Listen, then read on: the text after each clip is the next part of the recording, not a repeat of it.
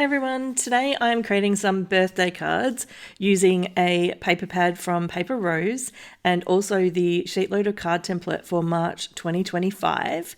I am part of the creative team and you will find a link below to the playlist for all the rest of the creative team so that you can go and watch everybody's projects. So today I'm using the Boho Nursery pack, and you can see here that the pattern papers are really gorgeous neutrals with a bunch of pink and a bunch of green. Now, I don't want to make baby cards. I don't really have a need for those, but I thought these absolutely gorgeous papers might just make some really beautiful birthday cards. Now, for some of these where we've got these nursery animals here, my thought is that maybe they'd be for younger children perhaps, but they wouldn't need to be for baby cards necessarily. So I guess you can help me judge whether or not I succeeded in making cards that are perhaps for slightly different age groups than you would normally expect. Now I'm running through here and I'm cutting this piece of 6x6 down into 2x3 inch panels, and then I thought maybe I better do some quick math to work out actually the right combination to use the entire paper pad. Now, because you get 18 sheets in a Paper Rose pack and 3 of the sheets actually have little images and cut aparts on them, I'm trying to work out what is the best combination for using only 15 sheets of the paper. Now, I have 3 different cutout layouts here. The first one is part A, which is you use the whole sheet and it's 3x2, so you get 6 pieces. On the next one, it's 4x2 inches, so you get 4 with a little bit of leftover. And then for the third one, which is mixed, you get 3 of the 4x2 and 2 of the 3x2. Now, I rushed through that really quickly, so you can pause the video if you need to. But basically what I worked out is that I was going to be creating 38 cards today, and that will have me using up the entire paper pad. For anyone who's a bulk card maker that might be following along, I did have 10 of the mixed layout, I had 2 of the pattern B, and I had 3 of the pattern A. Once I'd finished cutting out all of the rectangles for my design today, I matted everything with a white matting layer, and you can see them all over my desk here in piles already done.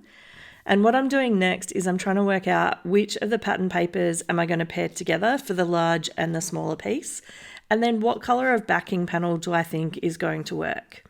And you can see here I tried to inject a little bit more color with this bright pink backing panel because I thought I have a lot of neutrals at the moment and maybe that will bring out the color of things like the flamingos in the paper. But in the end I decided it was just a bit too bold and wasn't going to work, so I stuck with the craft background for that card design.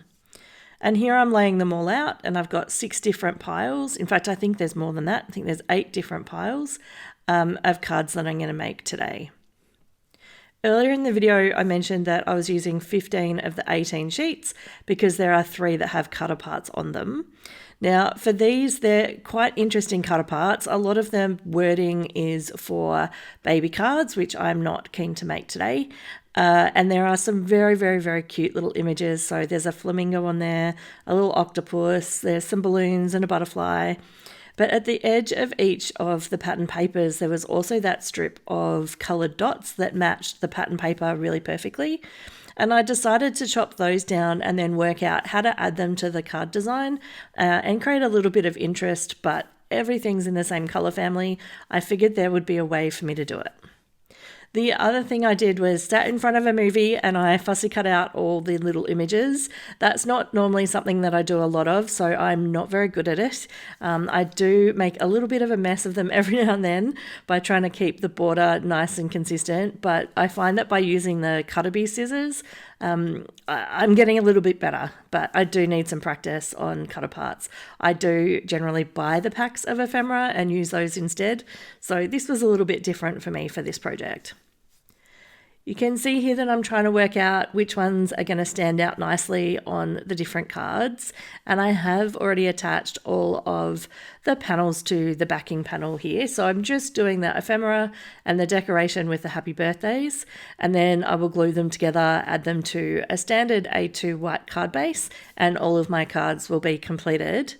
I was trying to use up some leftovers on my desk, and I have these really, really bold numbers. These are from a Spellbinders kit where the actual numbers are actually balloons. You can attach them to balloon strings.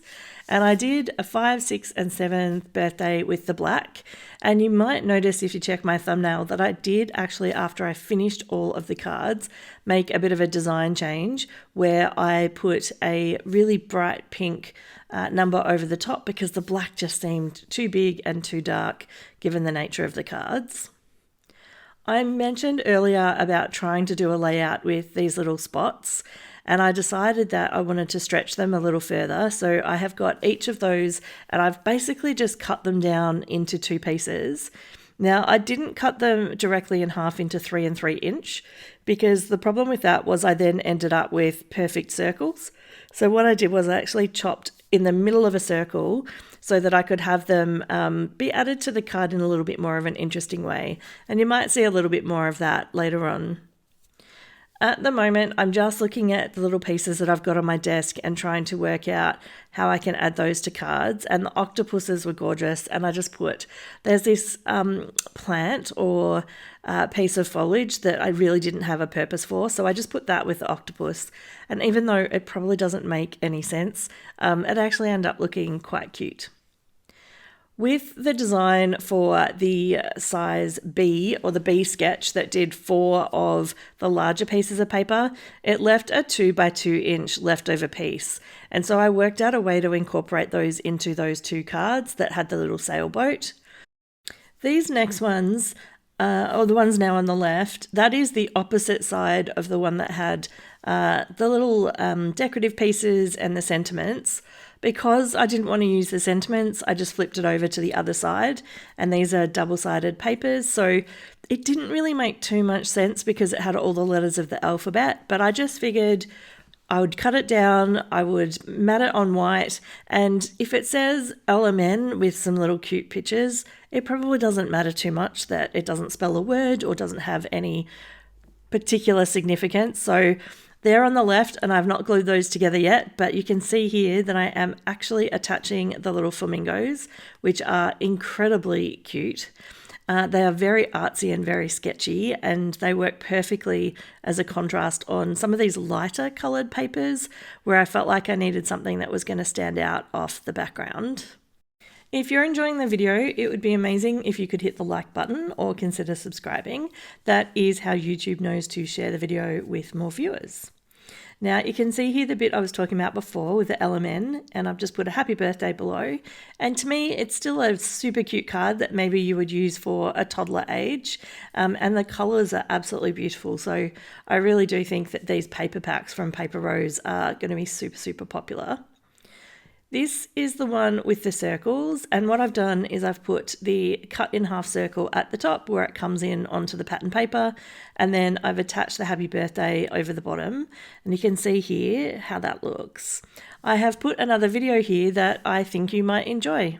Have a great day.